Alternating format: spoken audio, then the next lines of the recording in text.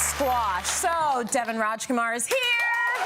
Chef Dev. And you're going to be making, this is so cool and looks so cool, roasted squash, eggplant, and feta tart. So, what a great idea. So I was developing the recipe at home, and I was like, I want to make something simple that everyone will make at home. And this is something that's very simple to make. It looks fancy, I have a pan going here.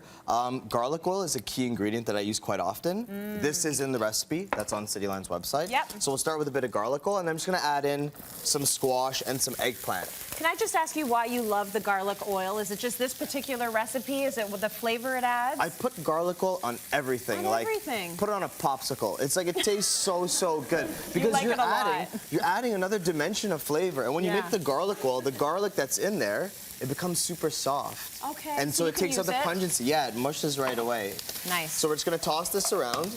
And online, it actually calls for it to be cooked in the oven, but I'm just going to do it in the pan for this sake. Okay, all right. Season. The salt's going to bring out the moisture. Pepper, going to add a bit of flavor.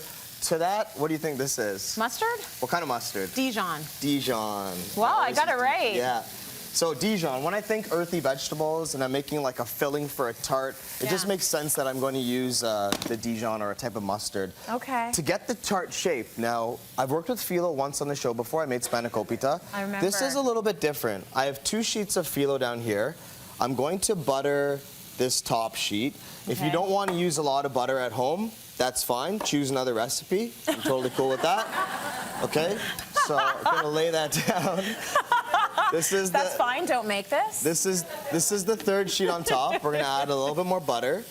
And this is so simple. Anybody can do this. The kids can get involved with this. You know, anybody can do this. Well, I think what's interesting is the way that you've like wound it all up. Like that looks tricky. I'm gonna kind of show you how I do that. I have a bowl here. Get a bowl that you can bake with. Okay, all right. I just buttered it a little bit, and then we're gonna. Oh, it's a lot of butter. Right? Yeah, it's a lot of butter. But that's what the recipe calls for. If you don't like it, go do another recipe. That's exactly it. So I'm gonna cut this sheet just like this. Okay. And what you're gonna do is, you're gonna layer this into your bowl, okay? Right. And then I'm gonna cut another sheet, similar. I'm gonna trim it a little bit, actually. Okay. And it's all about whatever vessel you're using at home to make it work and make it fit.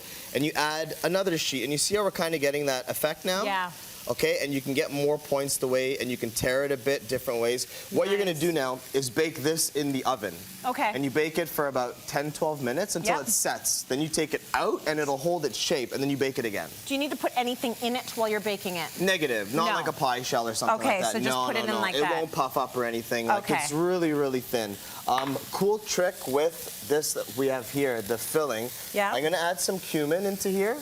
I think traveling so much, I'm using a lot more spices, which is cool. Good for you, that's good. Cumin, coriander, can you grind that up for me?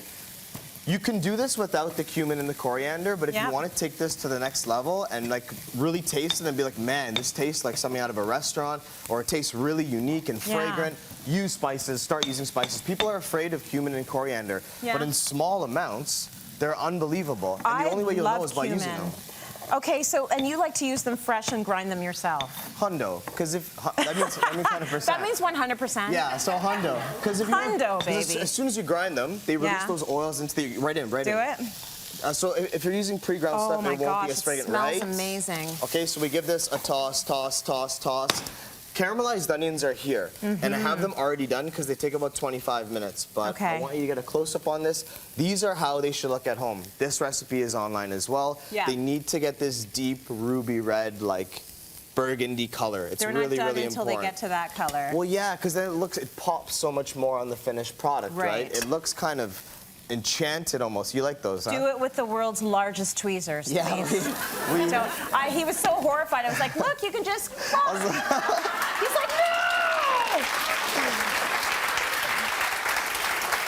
And the cool thing with this recipe is that it's vegetarian and it's so healthy for you. Like, aside from this little bit of butter that makes the shell, there's a lot of veg that goes into it. And there's so many beautiful properties about squash that we'll talk about a little bit later. We're going to talk all about squash later because, you know, it's very plentiful. You should go for it this time of year. Yeah. Do you want to put it all together? Are we just going to show them the ta-da? Well, here like, what did you put on top there? So here we have the finished tart. I'm going to hold it in my hand right here. Okay. So once the tart comes out of the oven, you fill it with the filling. Yes. It goes into the oven for another 5 or 10 minutes. Okay. I like having the vegetables cooked separately so they don't leak into the actual phyllo and get wet. And then I just topped it with a bit of a goat feta cheese, parsley and dill, Oh, you can also add rosemary and thyme and parsley into this as well. Just keep hitting it with layers of flavor. Okay. And then I just threw hummus on top. That's what I thought.